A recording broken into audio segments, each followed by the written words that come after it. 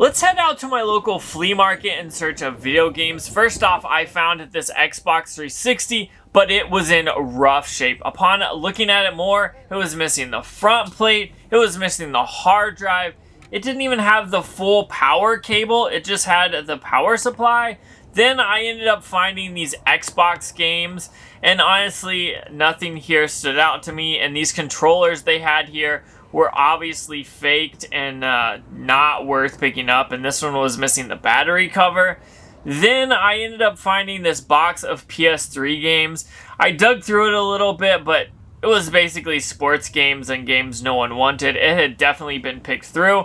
So I headed to the reseller booth, which had a ton of video game consoles here. You can see everything from PlayStation to Xbox to GameCube. There's a ton of stuff. Then I saw this PlayStation 1 section, which was pretty stacked. He ended up having Metal Gear Complete and a few other games here that caught my eye, like Final Fantasy, as well as this copy of Chrono Cross, or yes, Chrono Cross. I thought it was Chrono Trigger, but I always get these two mixed up in my mind. However, there was some actual bangers in this PlayStation 1 list, but nothing I absolutely had to have. I checked out these Super Nintendo games. Again, either these prices were too high or games I wasn't really interested in. And then I stumbled upon this NES bundle box with a bunch of games. And again, some great games here. Castlevania for $25 is a little but I continued to look through. Maybe I could find something that was worth the price, but it's not going to be in these old games, and the cartridges especially. Then these accessories were way too overpriced. $25 for a Nintendo 64 power supply is crazy. I love these translucent controllers, especially the ones from the PS1 era. Then we've got the NES Max there, as well as this Game Boy Pocket for $65, which I felt like wasn't really that expensive. But $65 for a Wavebird here on the bottom left without a receiver was just out of the question. Then I ended up seeing this Wii U, which actually wasn't a bad deal if you were looking for one, but I don't need a new one in my collection because I've got enough there. But I saw a few more games here. I caught my eye on that Switch controller, but I didn't really need it, to be honest. This Enchanted Arms on the Xbox 360 caught my eye, but again, it was a little too expensive, so I continued on. I don't like to pay over market value, especially at flea markets, just because I don't know if these games are going to work, and I just don't want to have to deal with all that. So I kind of try to find deals if I'm going to buy them. And I ended up stumbling over across the table to the PS3 section, where they actually had a pretty good section. I kind of scrolled through it a little bit, found some games that interested me, but nothing I absolutely had to have until I saw this Deadpool for the PS3 for only $10. With the movie coming out, this game shot up to over $25. It's like $27 complete, which is totally awesome.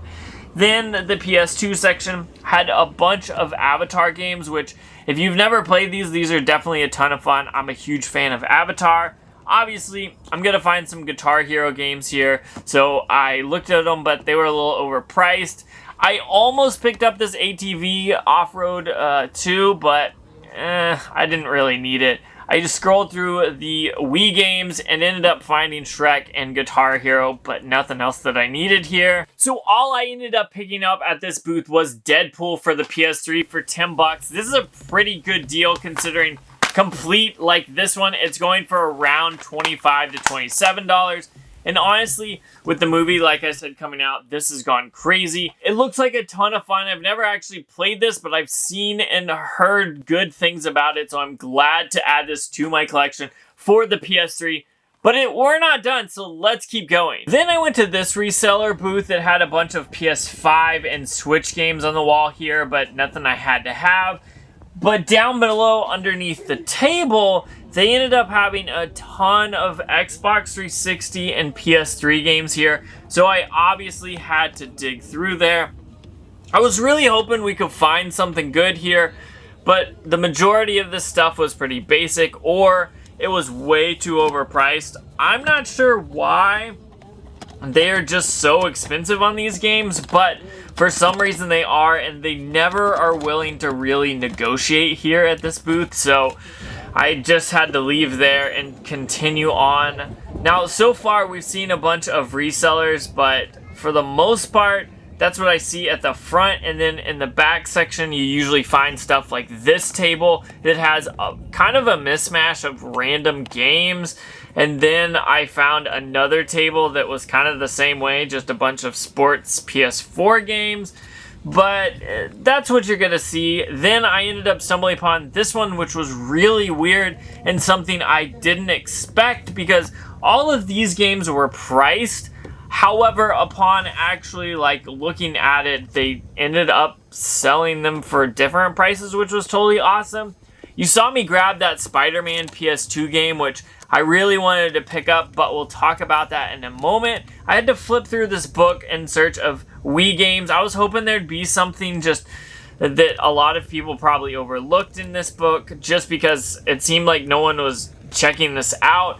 However, it was basically games that I wasn't interested in at all. And then I saw Guitar Hero World Tour. Obviously, I've got to look those up, or at least look at them when I see them. And I was going to get the Spider-Man game, but when I ended up looking into it, it wasn't even in the case, which was the biggest bummer. I also found this Rock Band game, but I decided to pass on it at first, but we'll get to that as well. There's a bunch of DS games here.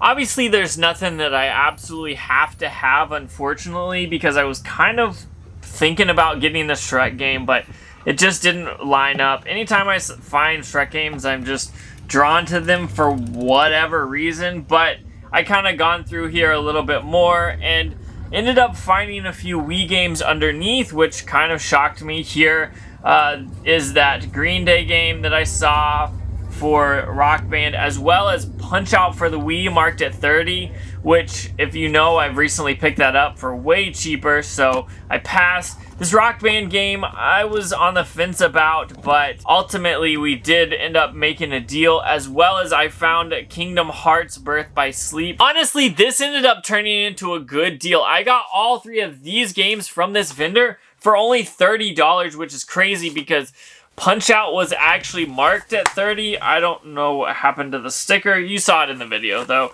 I ended up picking up Punch-Out for the Wii. This game's worth around $35. This one is complete in box, which is totally awesome. And I ended up getting Green Day Rock Band as well, which I believe, yep, it is also complete.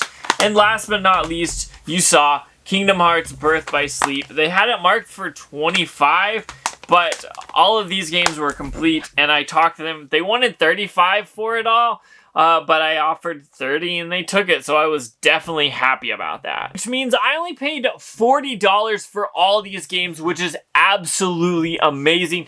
These games are probably worth $85 to $100 in the condition they are, so it just depends on where you're gonna sell it. But this flea market haul ended up being pretty awesome. These aren't games that are like a bunch of games here, but these are some solid games. Punch-Out, I know I just picked this up recently, but I think this might be a better copy, so I'll compare those, and the rest will obviously go in the game collection.